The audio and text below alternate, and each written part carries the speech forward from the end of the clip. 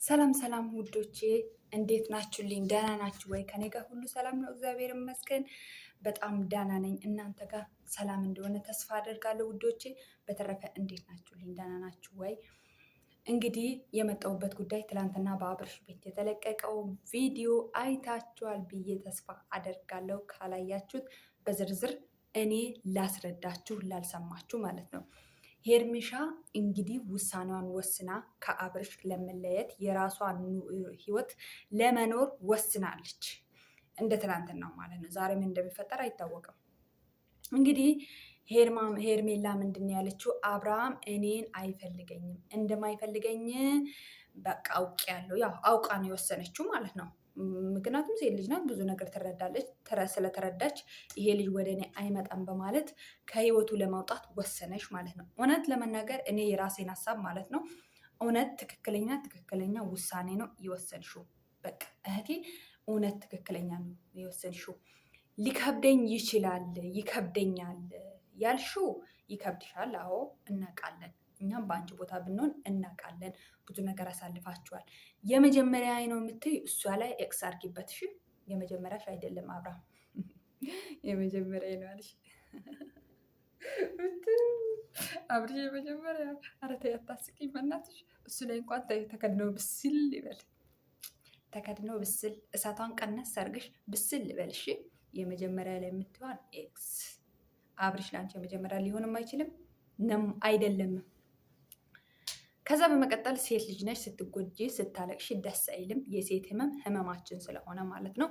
የወሰንሽው ውሳኔሽን ወደ ላይ ወደ ታች አትበይ።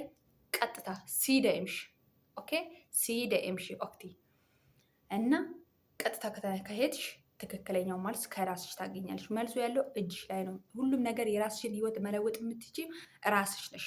ሄርሜላ ከዚህ በፊትም ተናግረናል፣ ብዙ ሰዎች ተናግሯል፣ ብዙ ኦዲየንሶችሽ ተናግሯል። አብርሽ ለአንቺ አይጠቅምሽም።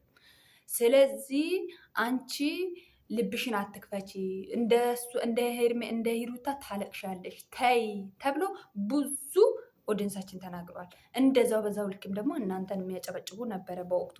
ነገር ግን ማንም ስለተጨበጨበ ማንም ስለተደገሰ የሚሆን ትዳር የለም። አንድ እጅ ብቻ አጨበጭብም ያልሽው ትክክል ነው። አንቺ ብቻ ነሽ የምትጥሪ፣ አንቺ ብቻ ነው ሰርፕራይዝ የምታደርጊ፣ አንቺ ብቻ ነሽ እዚህ ቦታ እንዝናና ብለሽ የምታወሪ፣ አንቺ ብቻ ነሽ ዛሬ የራሳችን ጊዜ እንኑር ብለሽ የምታወሪ። ሁሉም ነገር አንቺ ነሽ። እንግዲህ አብርሃም ከአንቺ ጋር ከተገናኘን ወዲህ ጀምሮ አንድ አበባ ገዝቶ ሲሰጥሽ አላየንም እኛ። አንድ ጊዜ ብቻ አበባ ገዝቶ፣ እንደውም እሱንም ኦዲየንሶቹ ሲናገሩ ነው አበባውን ገዝቶ የሰጣሽ።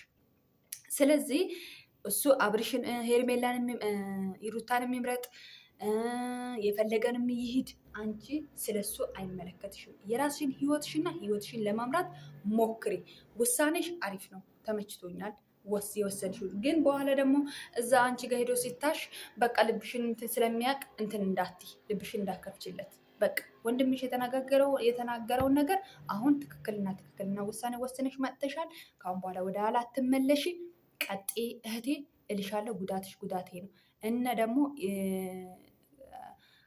ከሂሩታ ጋር ኑር ብለሽ አንቺ መወሰን አትችይም ብሎ አብርሽ ተናግሯል።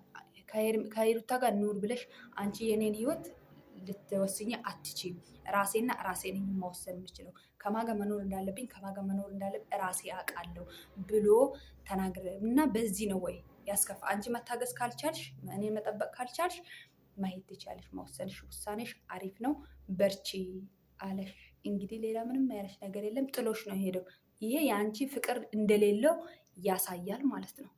በዚህ እንኳን መረዳት ይቻላል እንጂ ይህን ውሳኔ እንደዚህ ስታለቅሺ አይዞሽ በቃ እናስተካክላለን፣ ምንም ችግር የለውም፣ እኔም ምንም ችግር የለውም፣ ራሴ ጋር ተመካክሬ ከዛ በኋላ መልስ እሰጥሻለሁ፣ አታልቅሺ፣ ብዙ ጊዜ ጥሩ ጊዜያችን አሳልፈናል ብሎ ይናገር ነበር። እሱ ግን አፉን ለጉሞ ነው ብሎ የሄደው።